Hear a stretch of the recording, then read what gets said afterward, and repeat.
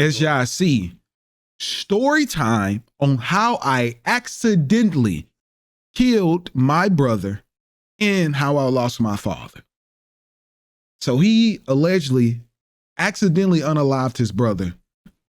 Listen, I don't know how, I don't know what happened, but we finna watch this right now, y'all, and see what went on. TikTok, I'm not really comfortable on how y'all doing TikTok. I'm not really comfortable on doing this, but I have got a lot of people from my TikTok and my life period actually story time on how I actually killed my brother and losing my father.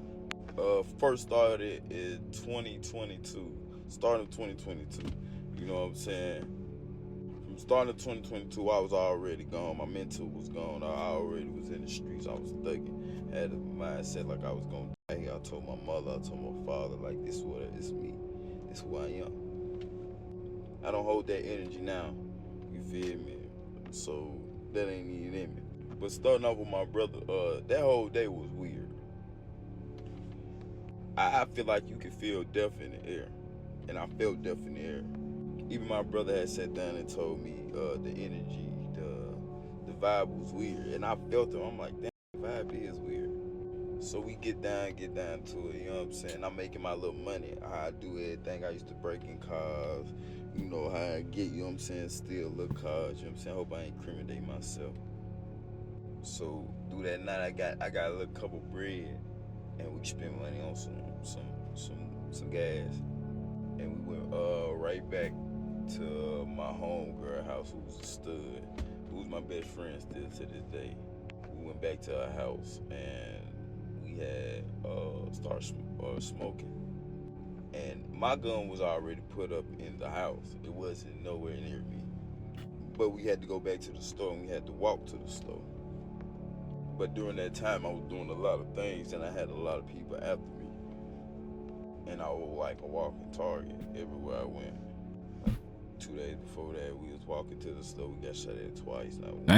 Twice in one night. That gotta be a crazy way to live, man. Just all like every day you have to just look. Like that gotta be a militant way to live. Like, really. So I asked my brother, I'm like, do you want me to grab the gun? He was like, yeah, go grab it. Mind you, I never asked my brother to grab my gun or nothing. I just asked him. That's why I tell people I always listen to your intuition. When I grabbed the gun, we went to the store, came back, no problems. And when we had came back, I had got that thought in my mind, like, put the gun up, put the gun up, put the gun up, put the gun up. But I didn't put the gun up. Then I just didn't put the gun up. Some told me to put the gun up.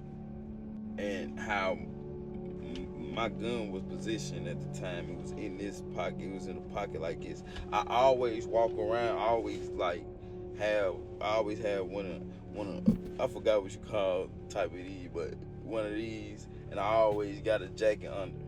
I don't never wear a coat. And I had my gun right here. They playing music. We getting high. We having fun. We smoking. You know what I'm saying? Out of nowhere, the room stopped. The room felt weird, and we started talking about killing. They was like, if anything come through here, you better get the bus. And woo, you know how it go. They was just talking. You know what I'm saying? Like, yeah. I'm the only one with a gun. So, you know, I feel like if people don't be around guns and they get to that time, the energy started to be weird. But this what got me right here. My brother yelled out, man, if somebody through the window right now, man, and it hit me, man, that bullet going straight through me. Bam, ain't nobody catch me, but we continue talking about, like, just violence. But as we talking about violence, we hear arguing outside because she has her window open because we're smoking. As we hear the arguing, I'm not paying no attention for real. I'm zoned out because, mind you, like, night before I was taking so many drugs, like my mind was observed to everything that I was consuming. I couldn't sleep. I couldn't eat. Like my mind was unfocused. It was gone, right? On everything that was going on. I could not be focused. And I was already diagnosed with paranoid schizophrenia, PTSD, depression, anxiety, all these things before this. So as I hear the arguing, my brother said somebody at the window. My brother and Kayla. But at the time, I didn't know they was playing. At the time, I'm taking it as a serious thing. And as they said that, I grabbed my gun.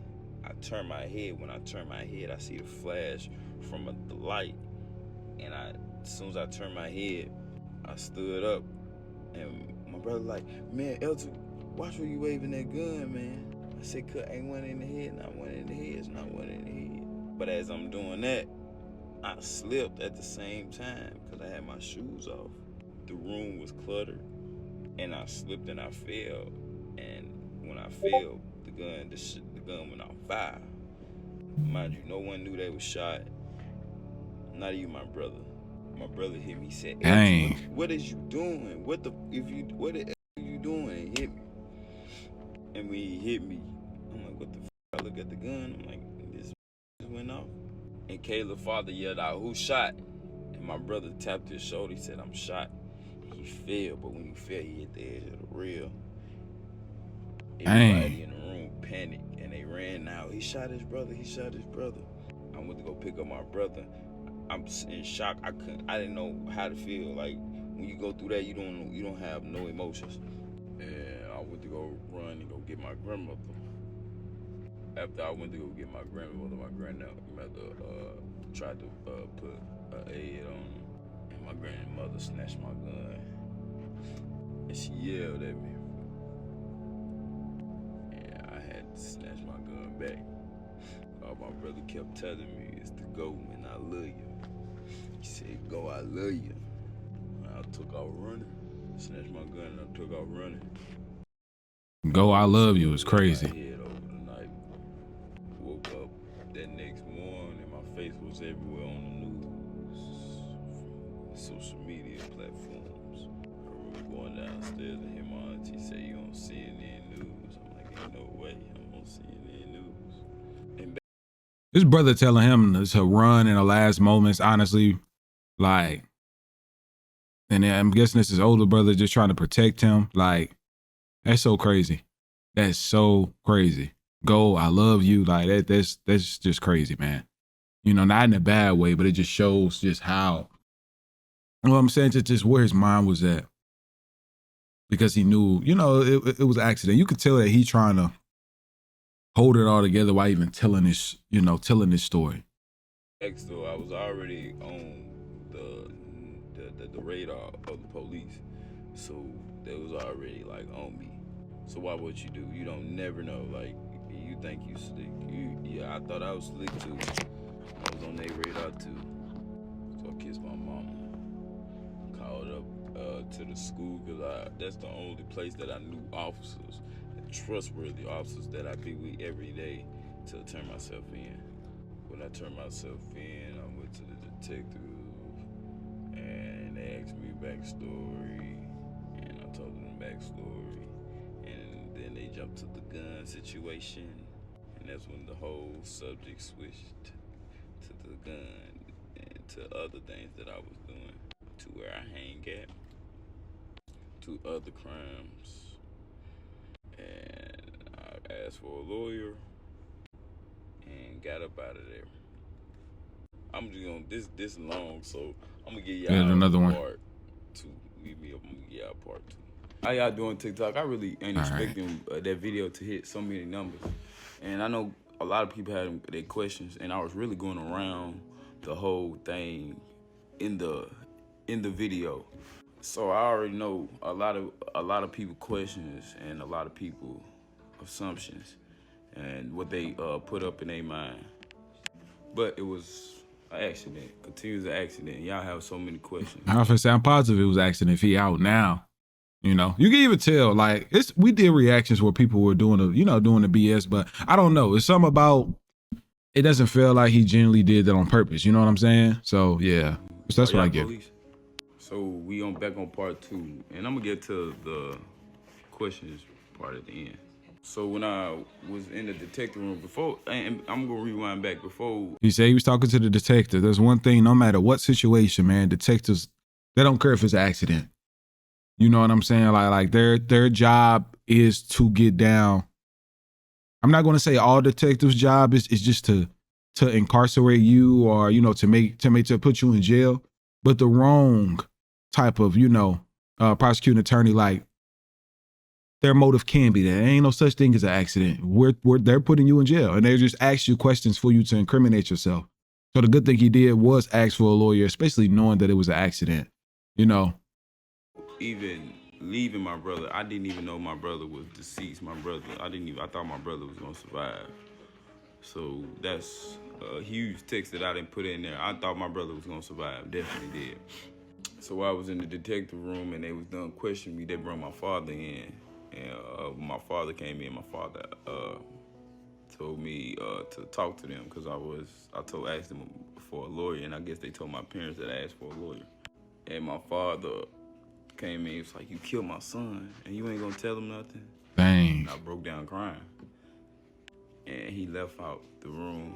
And my mother came in, and my mama just hugged me and kept crying.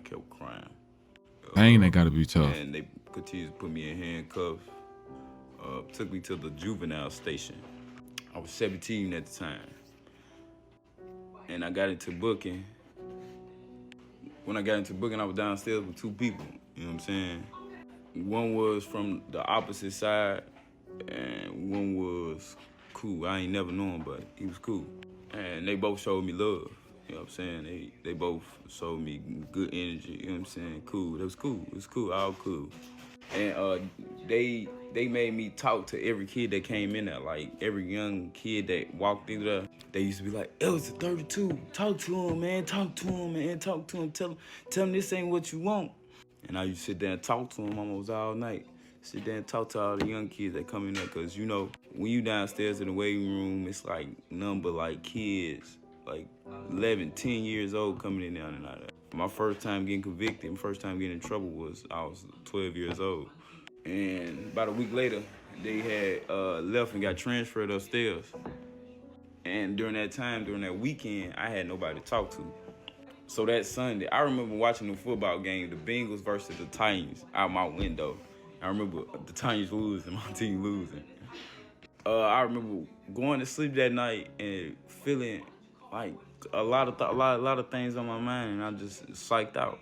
And mind you, I was diagnosed with PTSD, paranoid schizophrenia, and severe depression, severe anxiety. Like I'm diagnosed with a lot of things, psychosis. So as I'm snapping, you know what I'm saying, the night lady, she really don't care. She like, "I don't care what he talking about. Well, we gonna stand there and say, I'm snapping." That morning came, like, as soon as that morning came, you know what I'm saying? Man, this dude been through some stuff at 17, bro. The stuff, I would never even imagine he been through all this at 17, but just imagine being a teenager and going through this type of stuff, bro. Like, so when that morning came, like I tell people, I psych, like, myself out, like, I couldn't hear nothing up here for a week straight, like everything was quiet. I was so stuck in shock. You know how people hear voices and people, like, you know what I'm saying? You got that voice in your head. I didn't hear that voice for about a week straight. 2 weeks straight, I feel like. You know what I'm saying? I didn't know no better, but I feel like right now that it was suffer from God for not listening to my intuition. So he made me be quiet for like a whole week. So I woke up that morning. As soon as I woke up that morning, I was on BS. My mind like snapped. I was tired of being in there. I was tired of eating that food. I was tired of doing the same thing. I couldn't talk. I couldn't even talk to nobody. So I sat downstairs in solidation for like 3-4 days. Couldn't talk to nobody. I went crazy. During the time, I didn't know why I was acting like this, but now I know now. So as soon as I woke up, I'm throwing all my trays, and they kept my trays in there from all the way to like a week. And you get 3 meals a day, so they kept all my trays in there for a whole week because it was COVID time.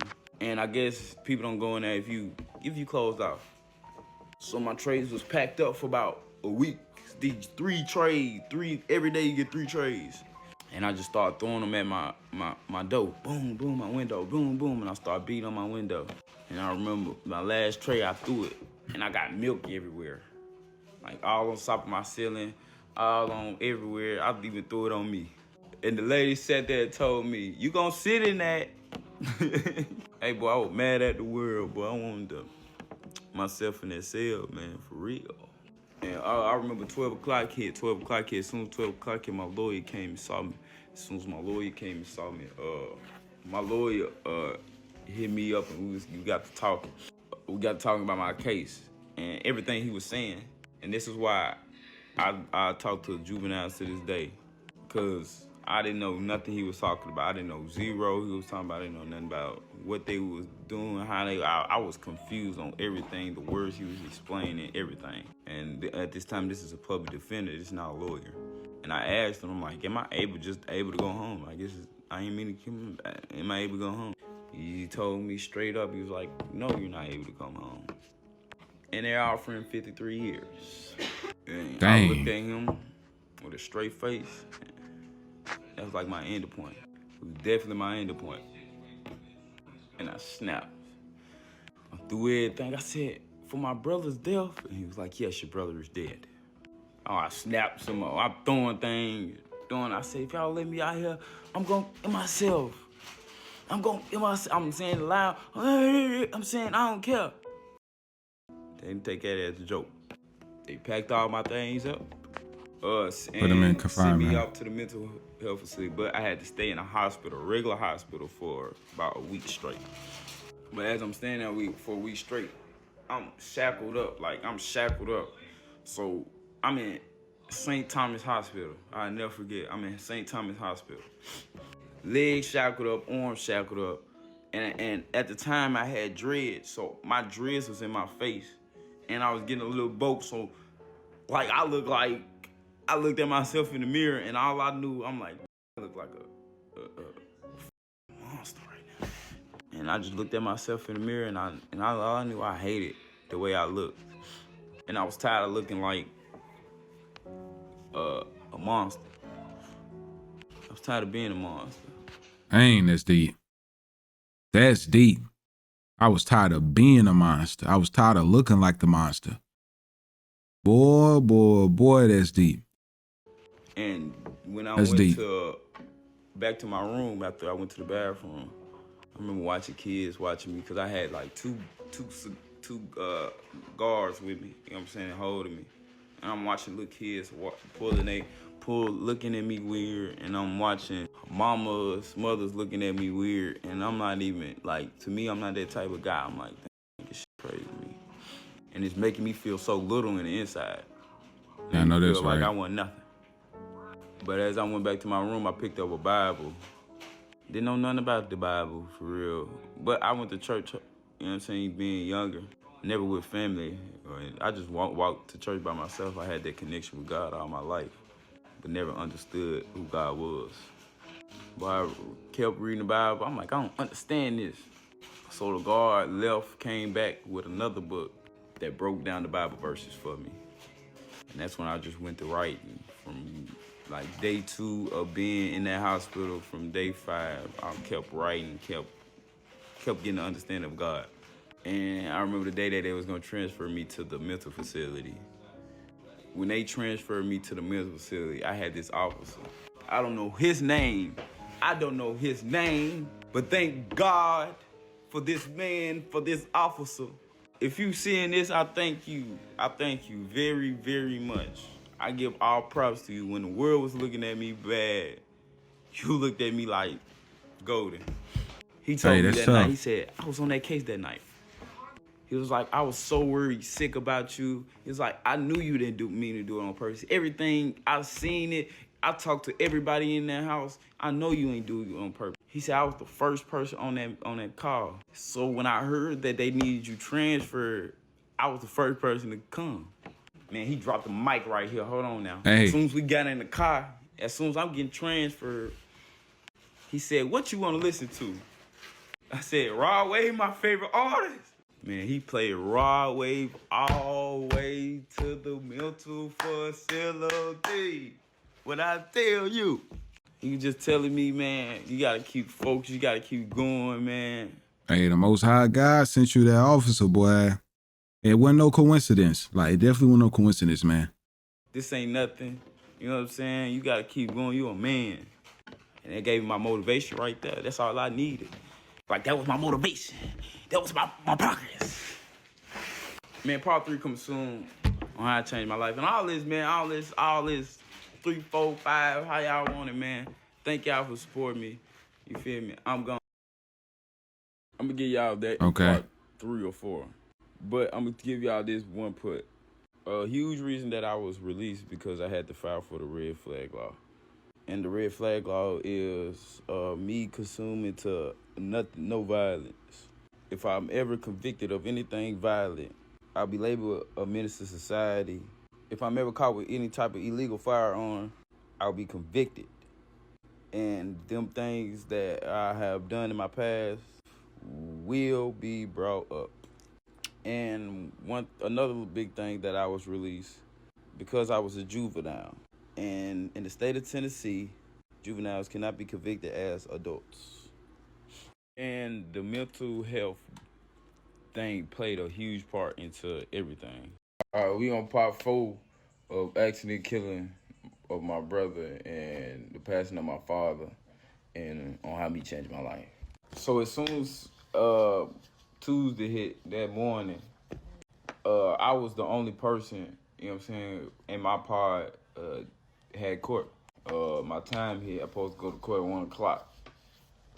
But 1 o'clock hit and nobody was here. But the dude, the older cat, he was older and he had did time in the penitentiary.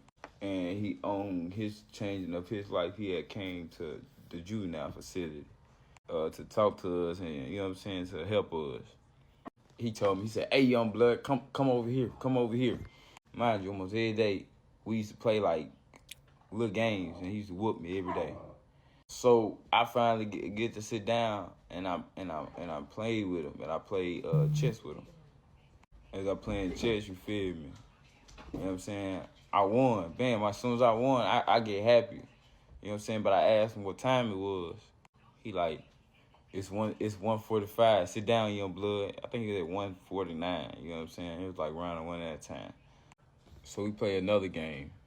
And as we played another game, we played Jenga.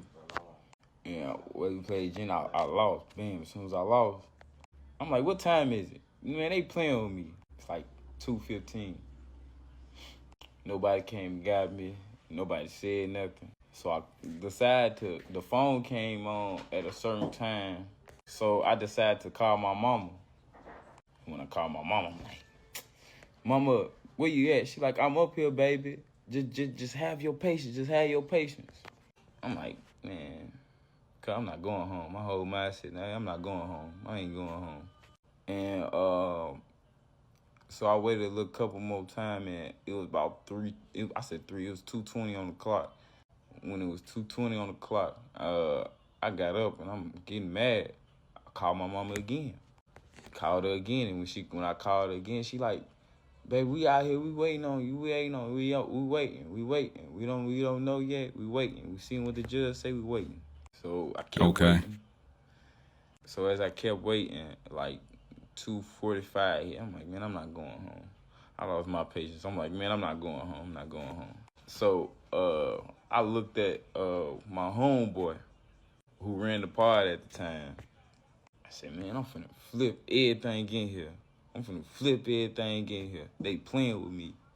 I'm gonna tag them in the text. You know what I'm saying? So y'all know. You know what I'm saying? A real one. So as soon as I was finna flip the table in the day room, the lady yelled out on the walkie-talkie. She yelled out, "I need Mr. Malphus for pickup." Boy, the whole scenery lost. I said, "Pickup?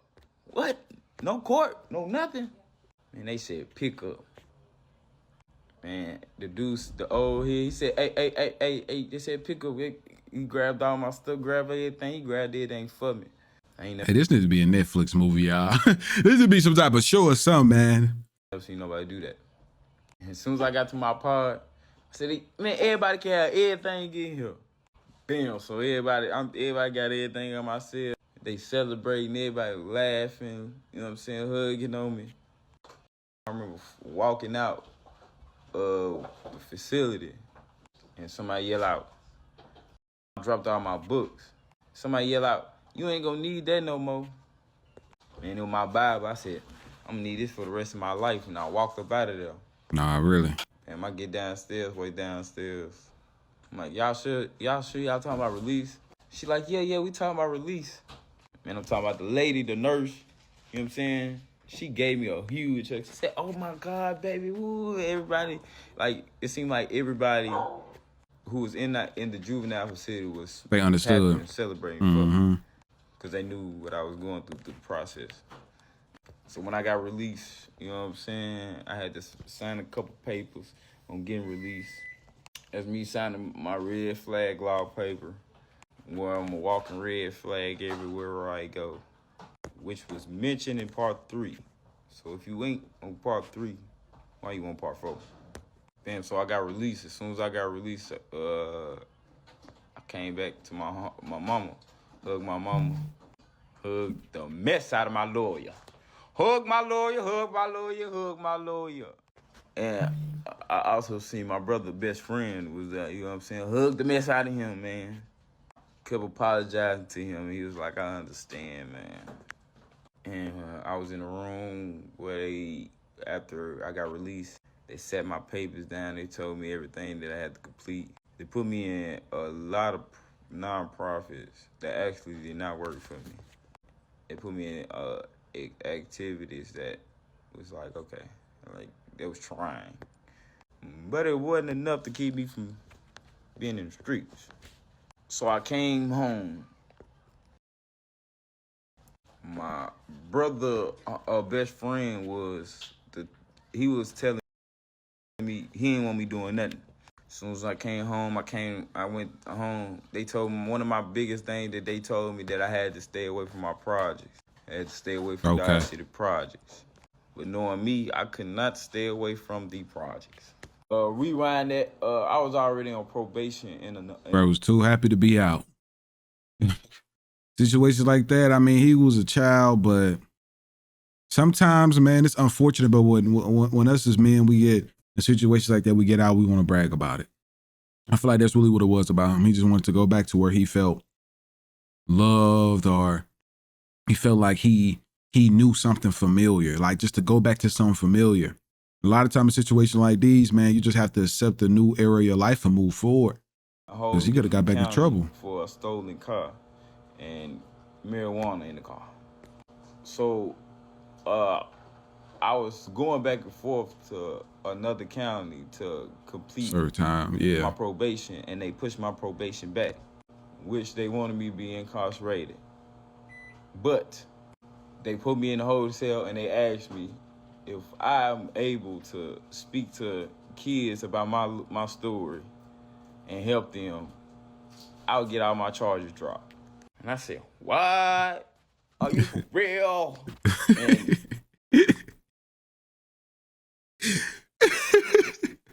what? Are you for real? to speak to kids about my story. Are you for real? And help them, I'll get all my charges dropped. I ain't gonna lie. That sound like a good deal. For real. For real. And I said, what? Are you for real? And are you for real? The support system that I had around me, the reason that I made it possible, you know what I'm saying? Like they was determined to not have things on my record when I turned over 18, and to not have things that can harm you me up for in my future life. And I did that, spoke to the kids. All the charges was dropped from that case. Bam. So as I came home, I continued doing the same thing, of course, that I was consumed to. Because I went to the same area, the same place that I actually didn't kill my brother, first of all. So I'm repeating the same trauma every day, all day. I'm repeating the same trauma. Mad at the world. I didn't understand a lot of things. So I came home to the same thing. Right. Still doing slick, conniving ways to... This is a testimony, man. I know this is a story, but this is a testimony, man. Like, honestly. Make my money and to get verification. Man, so OJ some of them verification. switch. Watch my father switch. Everybody knows my father as a strong man, you know what I'm saying? For a little minute, I didn't talk to my father after my brother's passing. I talked to him after I got out of jail, and he told me, and I told him that I don't want to be in the streets no more. And he told me it's just jail talking. And I was so serious. I did not want to touch the streets no more. He like, man, you just talking jail talking. That's jail talking. And when I seen my father, after a year and a half not speaking to him, I watched how little he got. Watched my daddy ain't have nothing. Watched my daddy ain't have a house. My whole life, my daddy had a house or apartment, had a car. He didn't have no car. When he seen me, he didn't even recognize me. I had to talk to him. And when I talked to him, and it came to a realization, he just started crying. He's like, I've been looking for you. I've been looking for you. And I'm like, man, this ain't my dad. Like, you're talking about you looking for me. Boy, I'm in the same place you seen me last time. You know where I'm at. I mean, my daddy, one of the biggest people I ever met, and his whole mindset was gone. Like a person that I looked at, I feel like I looked at as my hero, as a big impact in my life. He was something so little to me. He was something so gone to me. And I rolled off from my pops and I cried tears. And all I could think about, like, it's my fault. Like, my daddy like this because of me. And that's when I decided I can't live like this no more. I was continuing walking around here with firearms. I was continuing doing illegal things, conniving things. And after watching my father crumble, I decided to leave it alone forever. Come back for part 5. I know these will all be stories. Okay, so our pictures will become old photographs. that's his brother? We'll all become somebody. Okay, yeah, that's his. I think that's his brother right there. Okay. But right now, Yeah, the light skinned one. these That's his moments brother. are not stories. Make sure I turn off the music. Okay. Yeah, so I guess that was his brother then. Yeah. So far, it look like that these are all the story times that he have posted. I know throughout time he's going to be posting more and just keeping us updated with everything that's going on. And I do want to give my prayers out to him, his family, his loved ones, and more importantly, his parents, because his brother and his father has passed away. But it is crazy to know the testimony that he gave about this whole situation, and to know that and just give us an entire outlook on everything that went on, because in all honesty, me looking at the situation like this on the outside looking in, I would have felt he did that on purpose too. That just me speaking from situations that happened, two similar situations that happened like this that I known about from people that were very close to me, and those situations were very intentional, but I just pray out to him, man. Pray out to his family. It seemed like he's definitely trying to turn his life over. And, y'all let me know y'all thoughts and opinions on this down below, man. It seemed like, he's changing his life for the better. We'll see you all tomorrow, man.